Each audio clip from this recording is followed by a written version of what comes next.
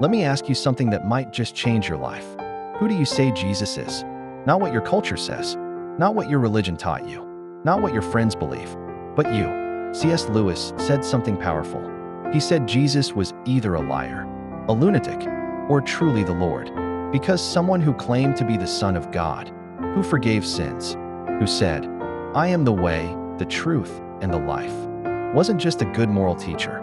He left no room for that. So what's left?